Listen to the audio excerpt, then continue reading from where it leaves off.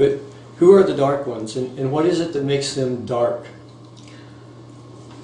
When I was a kid, what they mainly talked about with people who were dark is they are into themselves, so the light doesn't penetrate. By light not penetrating, what is simply meant are two things. One, they avoid anything that will allow them to get beyond what they believe, what they see, what they feel. They feel that that is the total amount of what they want, and they also have a goal which is usually oriented toward themselves. It's usually based upon some kind of a series of hierarchical concepts where they're usually at the top, and the rest of the process of how they operate is they want to maintain that, and they're basically closed up. So they don't want the light to come in. So the dark simply means absence of light.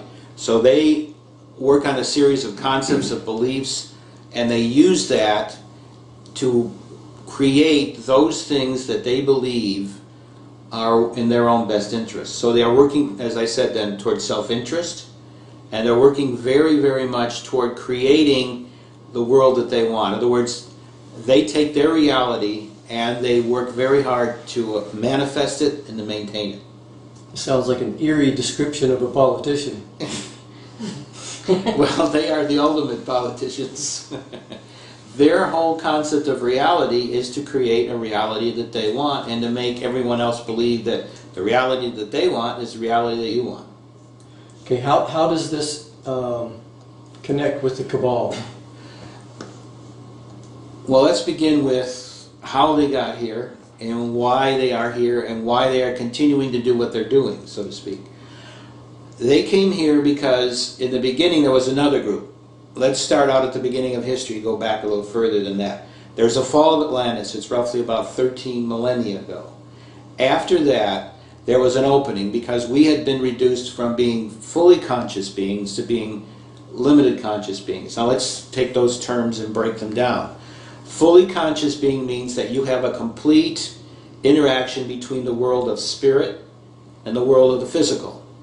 When you become limited conscious beings, the world of spirit leaves you. You create so-called veil that we talk about, and you become a limited conscious being. You are living in the reality is, this is it. The physical aspects of reality is it.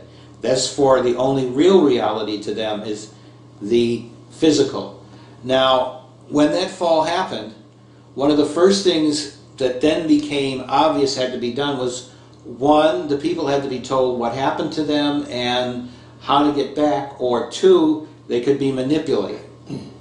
Heaven decided that the process that was best for us at that time was to be manipulated and learn about how the dark manipulates us, so we could take that wisdom when we became fully conscious again, when we put all the stuff that we have within us, our full potential selves, back together again. We would then understand what it was like to not have all that reality that we have, which is the reality of combining heaven and physical together, and just had for a long time just physical with the other thing, the heaven or the spiritual aspect being something that we do not fully comprehend, and so we can be manipulated because we don't know what happens after death. We don't know why we die. We don't know if there's a real spiritual reality. We don't fully understand anything except to say there has to be a spiritual aspect and there has to be a physical aspect. And somehow the spiritual aspect transcends the physical aspect, but we don't know why. We can come up with all concepts and realities and hypotheses and whatever, but deep down we don't know why. So this group came along, which is the Anunnaki, which simply in Sumerian means the sons of heaven, or the children or the people of heaven, of the sky, and they were allowed to take the processes of what they knew and manipulate these limited conscious beings. And they did that from the present to roughly a little over a decade and a half ago. So what we now have on this world for a long, long time was a group that the Anunnaki needed to act as the people between who they were and who we were. And these became the rulers, or the people that were allowed to use their knowledge to manipulate us.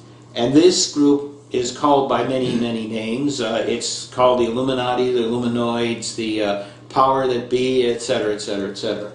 So This is the group that we're talking about as the cabal. Cabal simply means a group or a clique of people working together for a specific purpose. That's what they are doing. What the purpose they're working for is, initially they were following the orders of the Anunnaki, this overlord group, this sky gods, and their aspect was to manipulate us. So they began to use what we were being told. This is the Illuminati, the Dark Cabal as I like to call it today. This group was manipulating completely how we were. They were telling us, this is why you believe, this is why it's good for you. Listening to us will give you benefits. You get things like, for instance, money and stuff like that, that allows you to then expand what you can do, what you can't do. And so you then know that you can do more with it than without it.